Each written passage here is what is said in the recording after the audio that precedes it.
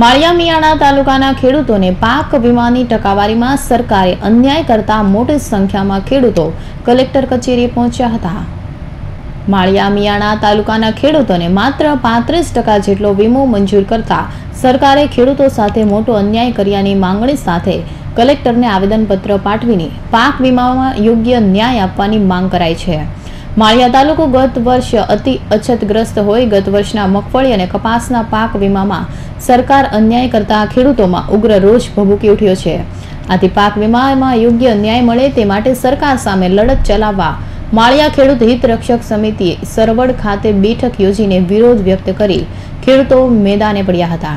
ત્યારબાદ આજે માળિયા તાલુકાના તમામ ગામોના ખેડૂતોને સાથે રાખીને પાક વીમા પ્રશ્ને માળિયા તાલુકા ખેડૂત હિત રક્ષક સમિતિએ કલેક્ટરને આવેદનપત્ર પાઠવ્યું હતું।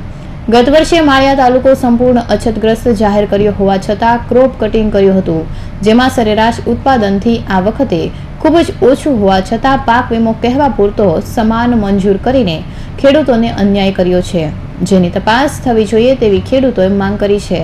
તદુપરાંત માળિયા તાલુકાના 17 ગામો જે પરિશ્રમ વિસ્તારમાં આવેલા છે ત્યાં વર્ષોથી કોઈ સિંચાઈની સુવિધા ઉપલબ્ધ ન હોવાથી મચ્છુ 2 ડેમ સૌની યોજનામાં આવતો ડેમ છે, જેથી મચ્છુ 3 ડેમને સૌની યોજના હેઠળ સમાવેશ કરીને આવરી લે તો આ વિસ્તારના ખેડૂતોને મોટો લાભ થાય તેમ છે, પરંતુ સિંચાઈમાં આ પશ્ચિમના ગામડાઓને પહેલેથી જ અન્યાય થતો આવ્યાની રાવ ઉઠી છે।